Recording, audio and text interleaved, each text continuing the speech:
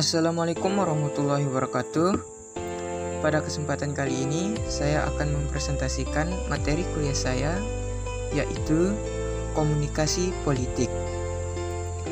Awal lahirnya komunikasi politik dirintis melalui 4 tradisi penelitian atau studi tentang mengenai 1.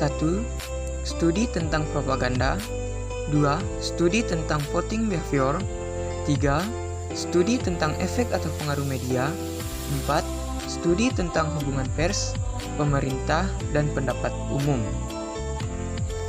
Komunikasi politik dalam arti sempit yaitu setiap bentuk penyampaian pesan, baik bentuk lambang-lambang maupun dalam bentuk kata-kata tertulis atau terucapkan, ataupun dalam bentuk isyarat yang dapat memengaruhi kedudukan seseorang yang ada dalam puncak suatu struktur kekuasaan tertentu. Adapun komunikasi politik dalam arti sempit menurut Dan Nimo. Menurut Dan Nimo, komunikasi politik adalah satu komunikasi dapat dikategorikan mempunyai nilai bobot atau politik.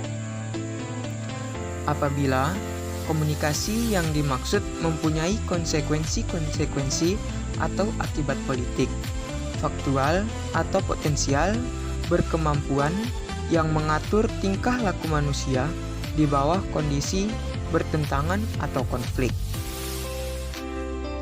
Adapun komunikasi politik dalam arti luas, menurut International Encyclopedia of Communication pada tahun 1989 yang mengatakan bahwa setiap penyampaian pesan yang disusun secara sengaja dengan tujuan untuk mendapat pengaruh atas penyampaian pesannya dengan bantuan power dalam suatu sistem dapat dikategorikan sebagai komunikasi politik.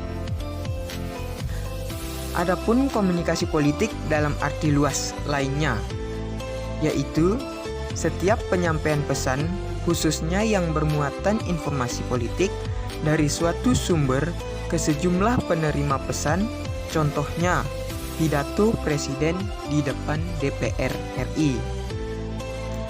Kemudian kita akan membahas 4 bentuk komunikasi politik. 1.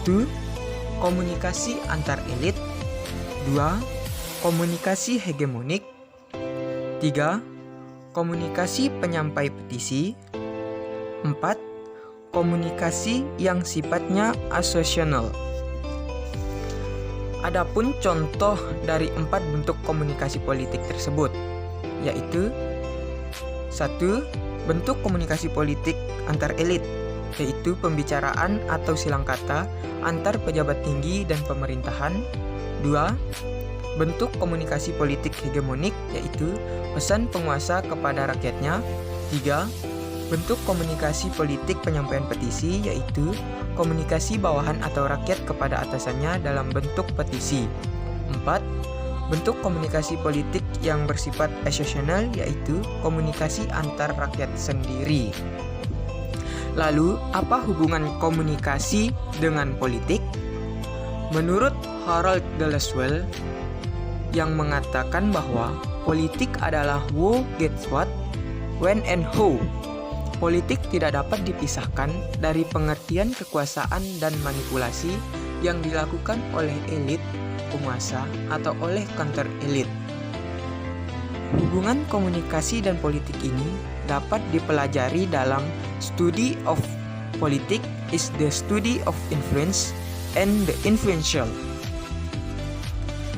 Lalu, apa itu the influential? The influential adalah mereka yang mendapatkan paling banyak dari apa yang mereka harus diterima. Ada juga yang mengatakan the influential adalah nilai-nilai yang ada justru dikualifikasikan akan membawa perbedaan, pendapatan, dan keamanan bagi para elit. Jadi, yang paling banyak memperoleh adalah para elit, sedang sisanya adalah massa. Selain Harold de Lasswell, ada juga tokoh komunikasi politik yang bernama Edward Benfield yang mengatakan bahwa politik influence tidak dapat dipisahkan dari komunikasi. Titik temu antara komunikasi dengan politik adalah bahwa kedua-duanya tidak bisa dipisahkan dari pengertian proses seperti komunikasi melibatkan di dalamnya bicara, terutama bicara dalam arti yang luas, yaitu termasuk di dalamnya gambar, gerakan, isyarat, pakaian, maupun dalam bentuk perlembagaan. Kita kembali lagi ke Harold Deleswell yang memiliki teori analisis komunikasi politik, yaitu who say what, in which channel, to whom, with what effect, yang dimana kita rumuskan ke dalam komunikasi politik yang menjadi 1. Who say what, komunikator politik. 2. In which channel, bahasa politik, media komunikasi politik. 3. To whom, halayak komunikasi politik. 4. With what effect, pengaruh komunikasi terhadap politik. Mungkin itu saja yang dapat saya sampaikan pada presentasi kali ini. Semoga bermanfaat bagi kita semua. Sekian dan terima kasih.